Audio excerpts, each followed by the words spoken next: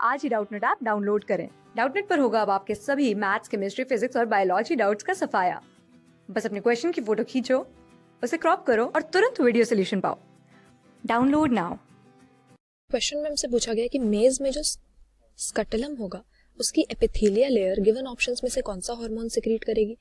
तो मेज से हमारा मतलब होता है हमारा कॉर्न का प्लांट, और ये एक सीरियल होता है जैसे कि हमें मालूम है, यानी ये हमारी ग्रासेस की फैमिली में आ जाएगा। एक मोनोकोटिलेडोनस प्लांट होगा, ये पोएसी फैमिली से बिलोंग करने वाला।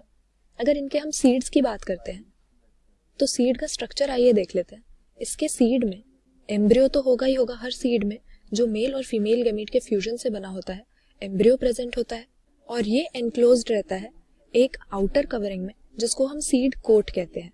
इसके अलावा एम्ब्रियो के अलावा सीड के अंदर एक ट्रिप्लॉइड टिश्यू होता है जिसको हम एंडोस्पर्म कहते हैं, और इस एंडोस्पर्म का काम होता है mainly reserve food material store करना ताकि एम्ब्रियो को ये नरिश कर सके। तो सीड का हमने देख लिया कि मेनली 3 पार्ट हैं, किसकी आउटर हार्ड कवरिंग, इसका सीड कोट, इसके अंदर एनक्लोज्ड यंग प्लांट या एम्ब्रियो, और इसके अलावा एंडोस्पर्म नाम का टिश्यू सीड में प्रेजेंट होता है जो न्यूट्रिएंट्स में रिच होता है। अब एम्ब्रियो को भी हम 2 पार्ट्स में डिवाइड कर सकते हैं। एक तो एम्ब्रियो की जो मेन एक्सेस होती है इसको हम एम्ब्रियोनल एक्सेस बोल सकते हैं, और दूसरा पार्ट होता है एम्ब्रियो का कॉटिलेडन। तो अगर हम डाइकोटिलेडनस प्लांट्स की बात करते हैं तो 2 कॉटिलेडन प्रेजेंट होते हैं उसकी सीड में, लेकिन यहाँ पर हम एक मोनोकॉट प्लांट की बात कर रहे हैं जो कि हमारा मेज है, तो सिंगल कॉटिलेडन प्रेजेंट होगा। और कॉटिलेडन्स कई बार हम देखते हैं कि स्वॉलन या फ्लैशी होते हैं क्योंकि इसमें रिजर्व फूड मटेरियल स्टोर्ड रहता है ग्रोइंग एम्ब्रियो की नरिशमेंट के लिए या न्यूट्रिशन के लिए। तो अगर हम स्पेसिफिकली मेज की सीड की बात करें या मोनोकॉट सीड्स की बात करें तो एंडोस्पर्म जो हमारा है हम जनरली देखते हैं हमें मैच्योर सीड के अंदर नहीं मिलेगा, एम्ब्रियो इसको पहले ही कंज्यूम कर चुका होता है। लेकिन कुछ सीड्स में जो मोनोकॉट प्लांट्स की होती हैं मोस्टली, उनमें एंडोस्पर्म हमारा मैच्योर सीड में परसिस्ट करता है, मतलब कि मैच्योर सीड में भी एंडोस्पर्म टिश्यू प्रेजेंट होगा। तो इस तरह की सीड को हम एंडोस्पर्मिक सीड या एल्ब्यूमिनस सीड कहते हैं। इसके अलावा इसके सीड कोट की अगर बात करें तो मेज में सीड कोट काफी थिन होगा, पेपरी होगा, हम कह सकते हैं मेम्ब्रेनस होगा, क्योंकि ये फ्रूट की वॉल के साथ फ्यूज्ड रहता है। तो सीड और फ्रूट को हम क्लियरली डिस्टिंग्विश नहीं कर सकते क्योंकि सीड का जो कोट है वो फ्रूट की वॉल के साथ मिला हुआ होता है, यूनाइटेड होता है या फ्यूज्ड होता है।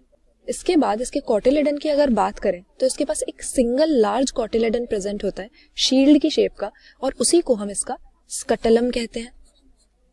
तो कॉटिलेडन क्योंकि इतना लार्ज है इसीलिए एम्ब्रियो इस केस में स्मॉल होता है साइज में, और एक कोने में कॉटिलेडन के एक ग्रूव में ये मिलता है।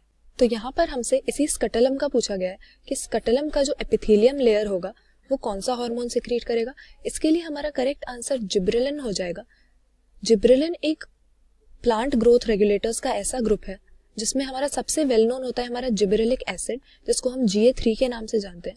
और प्लांट्स में इनके कई सारे फिजियोलॉजिकल इफेक्ट्स होते हैं, जिसमें से मेनली ये होता है कि ये प्लांट्स की जो एजिंग की प्रोसेस है जिसको हम सेनेसेंस कहते हैं उसको डिले करता है। और इसके अलावा प्लांट्स की जो एक्सेस होती है यानी स्टेम होती है उसकी इलोंगेशन करवाने में इसका रोल रहता है। तो यहाँ पर जो स्कटलम होगा उसकी एपिथेलियम लेयर कौन सा हार्मोन सिक्रीट करेगी गिवन ऑप्शंस में से? Option 3 gibberellins. क्लास 6 से 12 से लेके नीट, IIT, JEE मेंस और एडवांस के लेवल तक 10 मिलियन से ज्यादा स्टूडेंट्स का भरोसा। आज ही डाउनलोड करें डाउटनेट ऐप या व्हाट्सएप कीजिए अपने डाउट्स 8400 400 400 पर।